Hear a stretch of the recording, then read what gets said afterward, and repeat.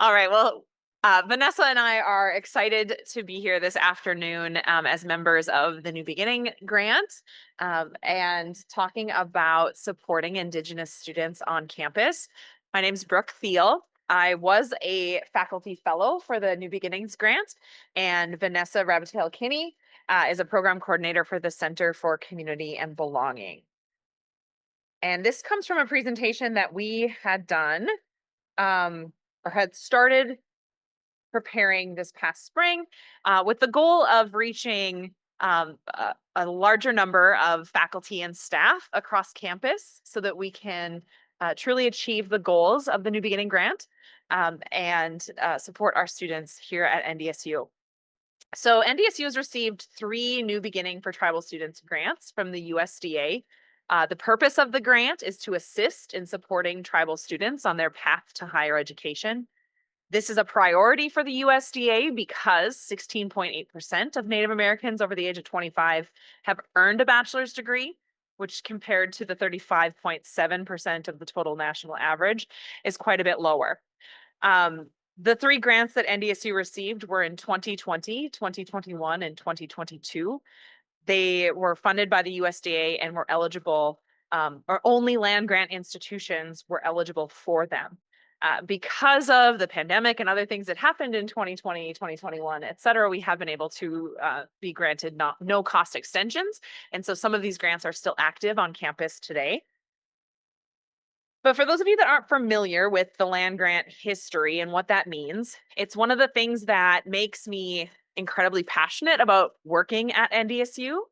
But when we consider the Native American impact, it also can create some sense of, for me anyways, mixed feelings. And but the land grant institutions came about during the Civil War in 1865. And prior to that, the majority of people that had the opportunity to pursue higher education were wealthy individuals who were going on to study medicine or law, to be, clergymen, et cetera. And there really weren't higher education opportunities for the average American, for the working class. And these land grant institutions were intended to meet the needs of the working class in the areas of agriculture, military tactics, and mechanical arts or engineering. These land grant institutions were intended to be institutions for the people. And with them came the creation of the agricultural experiment stations, which we have in the state of North Dakota, as well as the cooperative extension service, with the goal of distributing information that is, I don't want to say discovered, but research that's conducted on campuses is then shared with the people across the states that they serve. I think that's a very noble mission. I appreciate that land grant institutions were intended to make education more equitable for the working class. And as a graduate of a land grant institution, I'm grateful for the education that I've had the opportunity to receive. But with that, we acknowledge that that land that was granted to the states in many cases was, or in all cases, was Indigenous land at one point. And with that, NDSU had developed this land acknowledgement. Vanessa, do you remember what year it was adopted? 2021 to 2022, in that area around that time. And I'll state it, and it is intended that prior to the majority of events that we have on campus, we want to acknowledge that we gather at NDSU, a land grant institution on the traditional lands of the Achetiscoin, the Dakota, Lakota, Nakota, and Anishinaabe peoples, in addition to many diverse Indigenous peoples still connected to these lands. We honor with gratitude Mother Earth and the Indigenous peoples who have walked with her throughout generations. And we will continue to learn how to live in unity with Mother Earth and build strong, mutually beneficial, and trusting relationships with Indigenous people of our region. So the land acknowledgement is a great first step of acknowledging that our NDSU sits on these sacred grounds. At the same time, there has been some pushback regarding the land acknowledgement, specifically if we're not meeting it with action.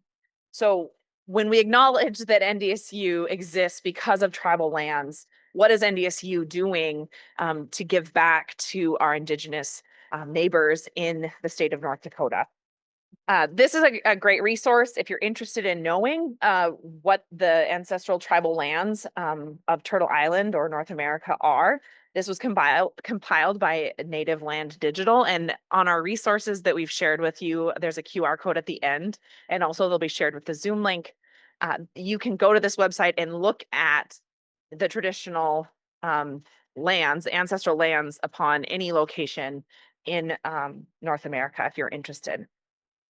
There are also some other resources that talk about, what lands were used for different states and what land grant institutions have, um, how they've capitalized financially on those lands over the years, which again is really what gave, at least for me, the motivation and interest and passion to do what we are with the New Beginning Grant, because I feel it's our role and responsibility as a land grant institution to ensure that we are giving back to the Indigenous individuals in our state. These are the locations of reservations across the United States. And so you can see that North Dakota, Minnesota, South Dakota, Montana, we have quite a few in this part of the world. Does anyone know how many reservations share borders with North Dakota?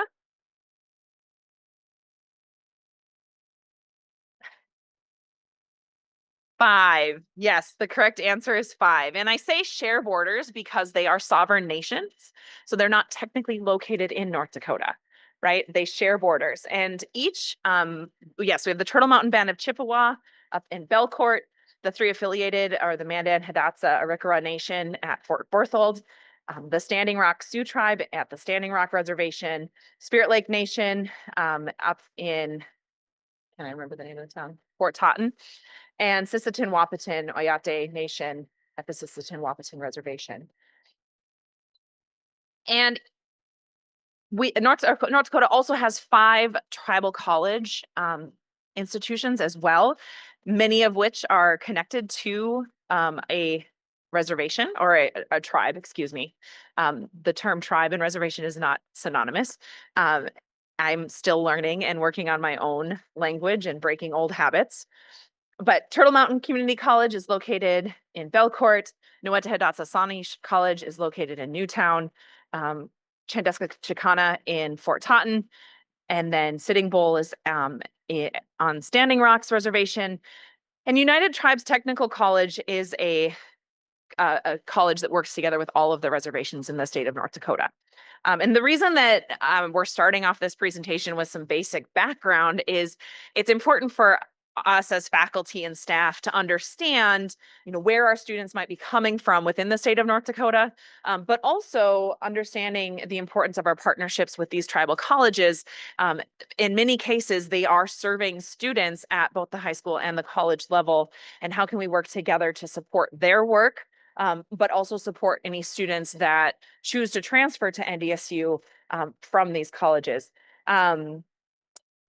And I should mention that Sisseton Wahpeton does have a tribal college, but it's located in South Dakota. So I'm going to call Vanessa up to share some of the NDSU Indigenous student perspective data that she collected last spring. Hello, everyone. Thank you. Like Brooke said, my name is Vanessa Rapitel-Kinney. I am a member of the Keweenaw Bay Indian community. And I say that because a lot of our students, a lot of our Native American students do look like me, right? If you would have picked me on the street, some of you may not have thought I was Native American. Some of you may. I have been told I do sometimes. So that's like just a key thing to know. Also, my last name is Rapitel. That is also French. A lot of our Native American students also have French last names. Why? Because Canada is like an hour away from North Dakota. It was an hour away of where I grew up. Quebec is up in Canada, right? So back in December, what year are we in? 2024, I sent out an email to all of our Native American students on campus, 234-ish of them, and I got about 60 responses back, which is above 20% of responses. And then, so this is the data that I'm going to be pulling and bringing up for you now. Also, after this data was collected, we also did an in-forum where we had about 15 to 20 Native American students in person going off of these responses. So that's what I'm about to share with you guys now. So current demographics, current NDSU student enrollment is 11,952 as of fall 2024. Again, this information was from last year. At the time, there's 203 Indigenous undergrad students, 42 professional or non-degree seeking Indigenous students. It's about 245 total on campus, or just 2% of NDSU's population. Tribal affiliations. Turtle Mountain. It is like within 3 hours here. 3 affiliated, Sisseton and Wapaton, all ones that Brooke mentioned are in bordering of North Dakota. Though we do have Cherokee, Rosebud, Navajo, and a bunch of other different colors. Year of study, most of our students currently are seniors. This may have changed. Seniors graduate. And then second of all, most of our students are actually graduate students. Freshmen, that little sliver there is just non-degree seeking. I think I was a part of this. First question we asked was, how comfortable are you at NDSU? Most put somewhat comfortable, meaning like they're here. They don't feel bad about it, but also like it could be better. Breaking it down, our sophomore and graduate students feel the most comfortable on campus, while our freshmen, which is understood, they're freshmen, what freshmen aren't in a new area. And our professional students also feel the least uncomfortable. Junior and senior, they're here. We asked students, do you feel that Indigenous perspectives are valued on campus by other students? Some saying usually yes, some are neutral. The reason those are the biggest is because they're like, we understand that students know us, but they haven't made an effort to try to understand us, or they just don't think students think of them at all, as one person commented. Do you feel that Indigenous perspectives are valued by staff? Again, neutral now is a little bit higher than usually yes. And they feel like staff only care about students because it's like a box they can check. And then now we're going on the faculty. Again, the faculty responses were the same as staff. Again, they're just another box for these faculty to check that, oh, we have a Native student in our room. Let's talk to them. Okay, we did that. Great. I can say now I care about Native American students. Breaking it down. Now we're breaking it down by student, staff, and faculty to just compare because, well, a lot of them were usually yes.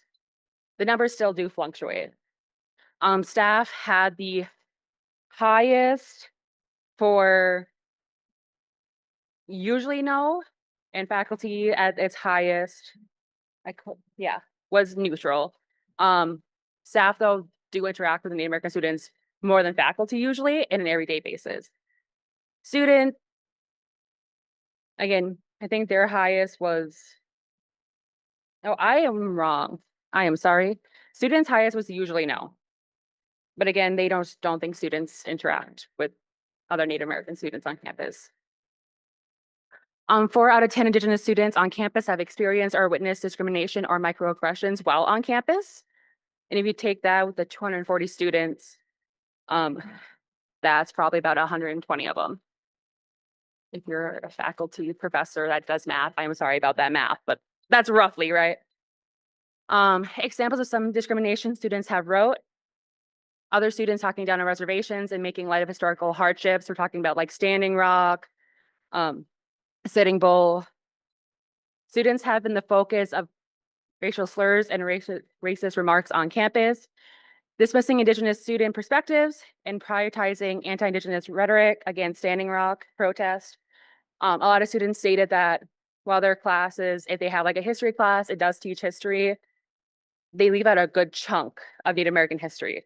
Like if you're talking about the civil rights movement, obviously the focus would be on African American and Black population, while the Native Americans during the same time was having a civil rights movement.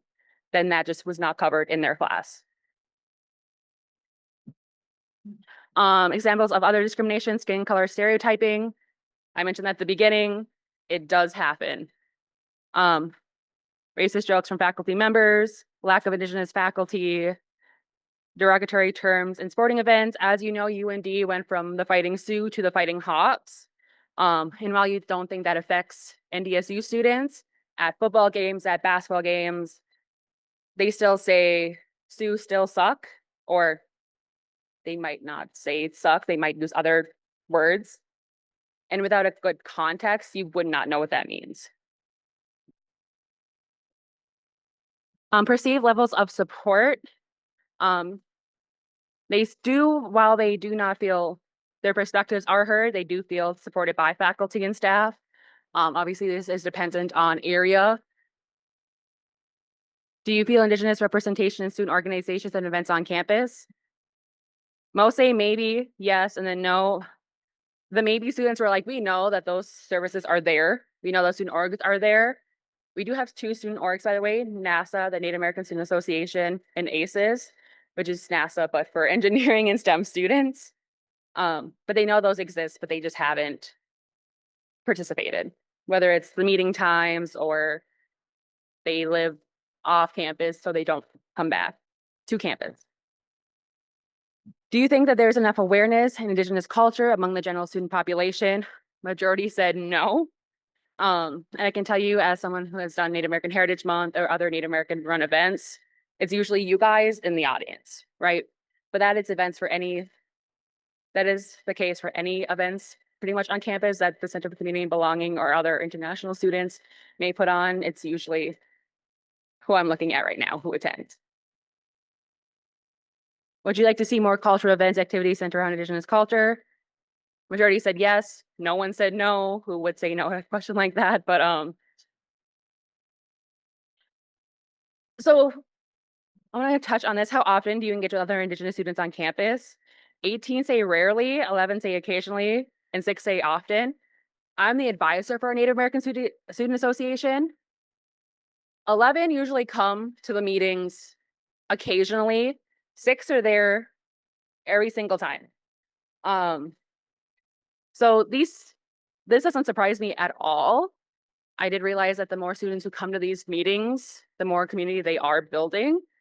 Hopefully this year we can definitely get more students involved.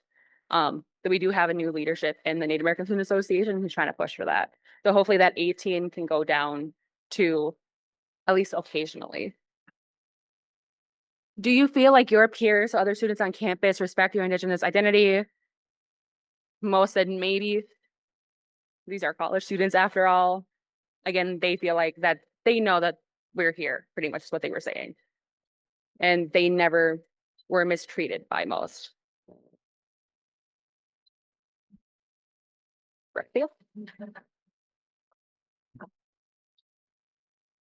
So, given that information, how do we better support our students on campus? And some of the things that I did not include were obvious things like addressing any racial slurs or comments in class, and ensuring that the spaces that you're teaching and working with students are safe for all students. And I think, the question is that Vanessa asked the students, do you feel valued? And what does it take to make our students feel valued?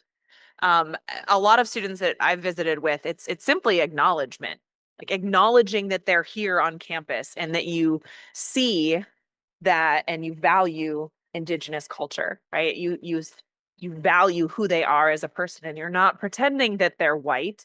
You're not pretending that they're the same as all of their peers. And I think it goes back to the same idea that we hear about, like, I don't see color, right? Like, we have to see color and we have to see the differences that our students bring to the classroom, and just making that very clear to our students that you acknowledge their unique their individuality. So how do we support our students on campus? Well, we can start by creating welcoming spaces. And these are very simple. These are not rocket science suggestions. But when you have the opportunity, including Indigenous artwork, flags, land acknowledgement, and campus spaces to signal belonging. I believe it's the University of Duluth that it has most of their signs in an Indigenous language. I know that's challenging here at NDSU because we have several different languages that are represented. But when there are opportunities to incorporate, whether it's Indigenous authors, Indigenous history, find a way to do that in your classes. I teach agriculture, and last year I added a component on the Three Sisters method of gardening in one of my classes as we're talking about sustainable agriculture. I wanted to give to include that in the class for all of the students to learn about, not just our Indigenous students. To understand and respect Indigenous worldviews, understand the historical trauma and the community connections that many of these students bring to our classes, historical trauma that was inflicted by our government with the development of Indian boarding schools and the removal from their lands. Um, we can't go back in time and erase that from happening, but we can acknowledge that it did happen.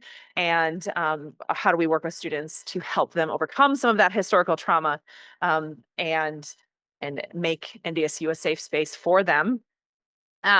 Additionally, we can recognize and support their cultural traditions. I'm grateful that NDSU now allows smudging on campus. That was something that they had to work hard to ensure that that was allowed. But are there other things that maybe we need to be more aware of? The Indigenous garden, Mother Earth garden out on 12th Avenue is in its early stages. What as staff and faculty can we do to support those types of places on campus to ensure that um, we honor those cultural traditions. There are some unique differences, and the next slide it includes it as well, related to cultural and ceremonial obligations. We get Easter off and Christmas, and I mean that is it. The majority of people in this part of the world are Christian, and so we follow a Christian calendar. But that doesn't mean that we shouldn't be allowing a student who needs to return for a powwow or a funeral the time that they need to engage in those ceremonies and cultural obligations. And also take an opportunity to look at what might be in place that's preventing students from being successful. Are there barriers, unintended barriers, policies or procedures that create inequities for our students that we don't even realize? And sometimes that takes asking some pretty hard questions as we look at our syllabi and we look at our course progressions and what are the things that are getting in the way of students being successful. This is something as I've been working on transfer agreements with students, recognizing some of the barriers for transfer because of how courses are laid out and how do we get rid of those so that those don't become a barrier for a student who's coming from a TCU to NDSU so they can be successful. Some basic culturally competent practices specific to Native American students. So, for a lot of Native American students, the definition of family is different. And so, if you're a professor that requires proof that a family member passed away and they're going home for a funeral, an aunt or an uncle to an Indigenous student is different than my definition of an aunt or an uncle. And so I would encourage you to be more open in allowing that. And I believe our new policy out of the Dean of Students office does address some of those course absence concerns to ensure that those students can get the leave that they need from classes so that they can engage in those funerals and such.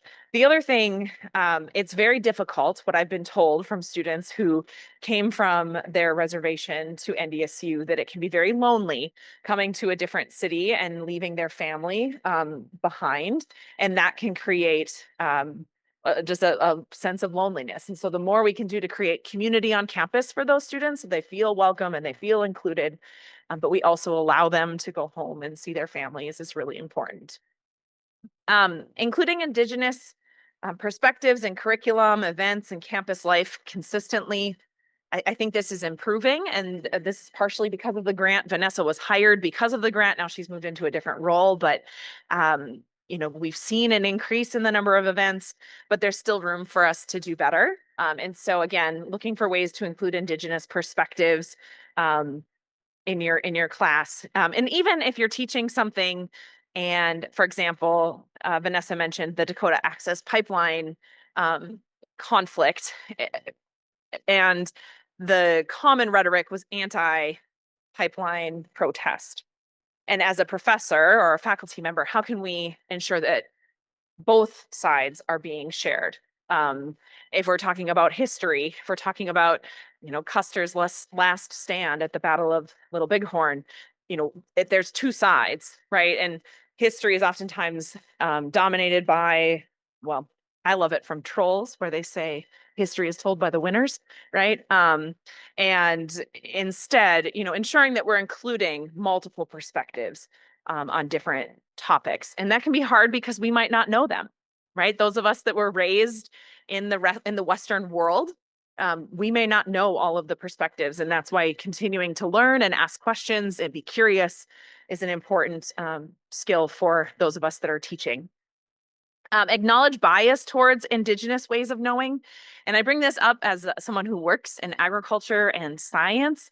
And sometimes science, we want our data trials and we want our research-based findings, but acknowledging that Western ways of knowing aren't the only way to do things. And are we listening to individuals that have a wealth of knowledge that might look and sound different than what we were raised in or trained in, and working hard to eliminate some of that bias. And again, I think about that from the perspective of agriculture and growing and food sovereignty and gardening and what they've been caring for this earth for much, much, much longer than the way we have. And so what can we do to learn from each other um, as we work together? And finally, the cost of emotional labor by Indigenous students and really just working hard to not rely on our students to be the token student in the classroom. To not, if you do have a single Native American student in your classroom, don't rely on that student to share the perspectives of every single Native American or every single, well, first of all, every tribe is very different. And so that you can't assume that one student would be able to speak for anyone or for everyone anyways, but to not require that emotional labor from them. So, and that's why I think learning is important and continuing to do that on your own. And in situations like this where you can learn from other members of staff and faculty.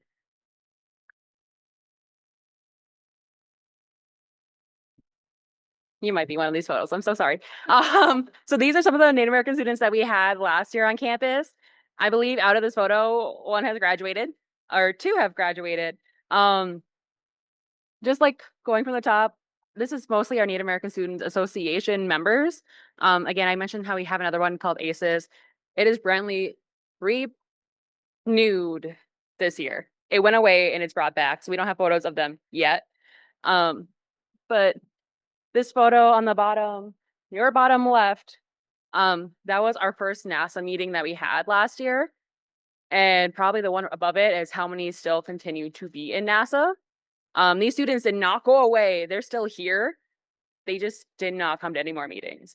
But, and as you can tell, though, those state members continue, though, to hang out. Actually, I think I just hired a few of them because they're just always in our space and in our office. So they do build that community. So this is our call to action. This is intended to be just the start.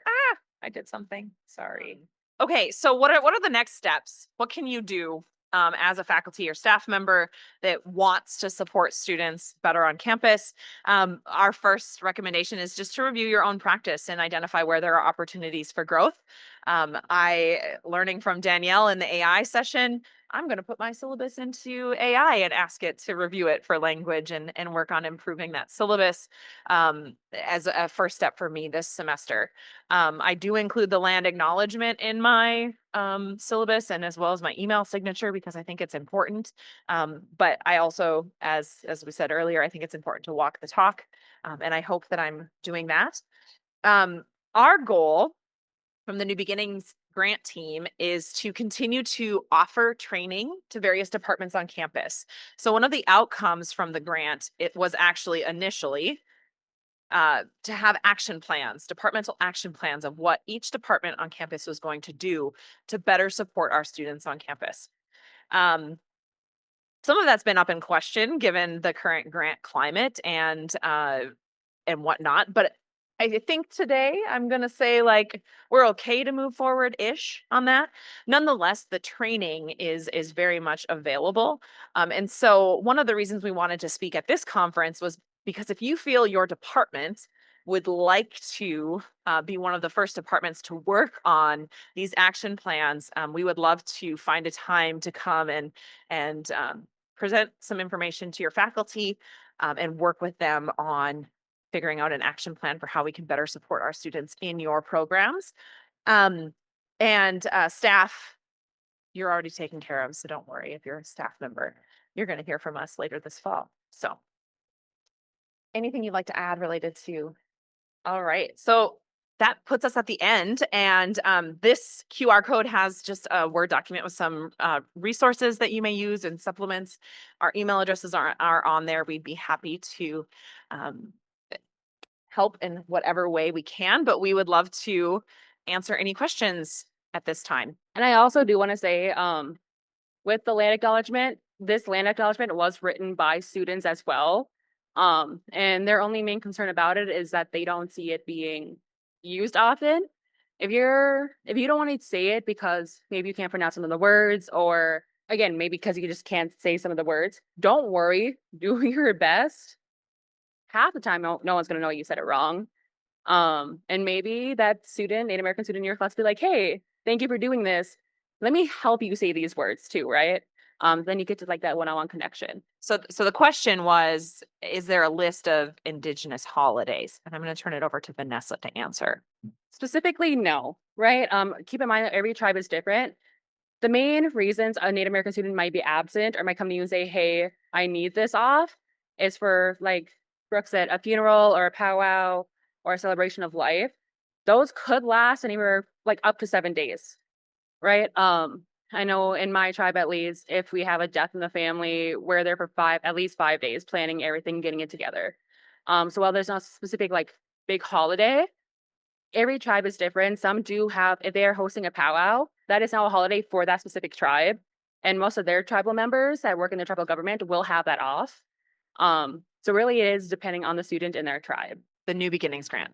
So there has, okay, so the question was with the New Beginnings Grant, has there been any support for recruitment of students to come to campus? And yes-ish. So we are working on through the New Beginnings Grant. There was an undergraduate worker who did a bunch of work on 2+2 agreements and what do we currently have on campus? What are the best practices for developing those agreements? We've worked on some with different tribal colleges, but if I'm being honest, I'm just going to be really blunt. Um, the tribal colleges that I've worked with, they are much more inclined to send their students to UND than NDSU because of the additional support that UND has for their Indigenous students on campus. And that is part of what is motivating me and the others on the grant is how can we better support those students once they come to campus? Because it's not just about getting them to campus. These students were finding need additional different types of support, different types of acceptance, different types of community.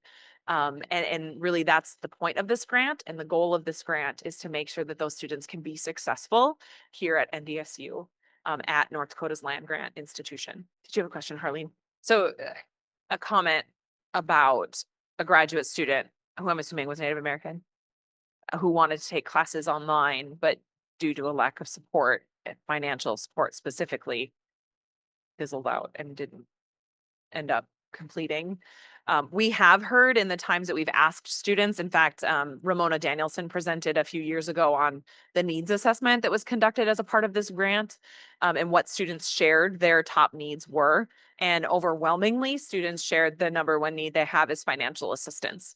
And so that is something that this grant does provide scholarships to students, and we're seeking other ways to provide financial support to students. But especially as we're looking at the graduate level or the online programs, there's some different policies in place. And so again, it gets back to that idea of how do we identify what policies need to be amended so students can be successful.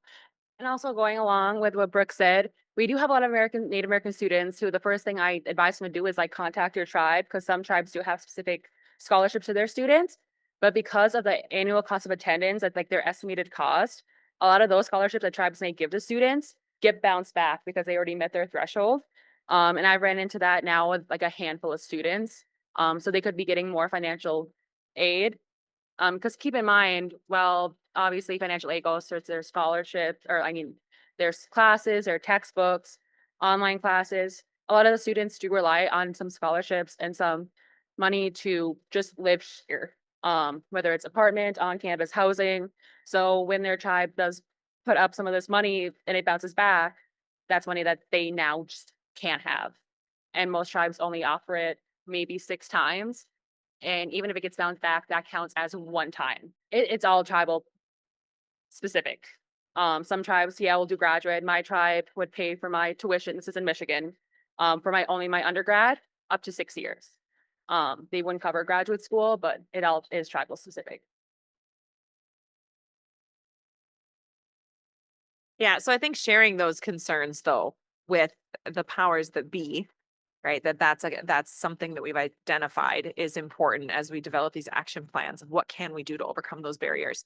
Yeah, Tommy, I think that's a great question. I believe so. The question was, has there been conversation about offering tuition waivers to students, especially given that NDSU as a land grant institution has profited off of native lands? There are more, you know more. I'm going to turn it over to Vanessa. Obviously, right now, the climate in the government, maybe that's not the best thing we can implement right now. But if they do get the land grant tuition waiver, which was the cultural diversity tuition waiver, there is a Native American match now. I don't know how long that will be for. I know for sure incoming freshmen or whoever gets the land grant is going to get it. So if they get, I don't know how much the land grant, 5,000 on the land grant, they're going to get 10,000 that semester, which would cover a lot of that tuition that semester. Um, but yeah, that is new, brand new this year. If it's successful and we definitely see more Native American students retaining here, they might continue it. But again, in terms of a tuition waiver, obviously that's always in the talks, or if students transfer here from tribal schools, that's always a priority for most departments, especially in admissions. But with what we're living in right now, we do not know if we can continue that or make something as a plan like that.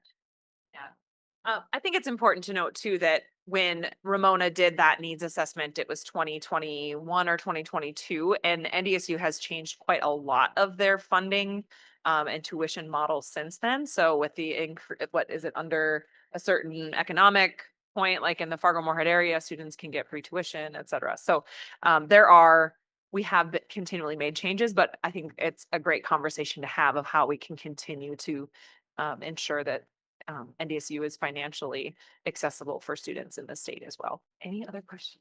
Yeah. Okay. Just thinking back to the data, and then looking at the faculty and like the students that weren't feeling supported by faculty or staff, and then Vanessa kind of pointing out that this is usually the people that come to these conversations.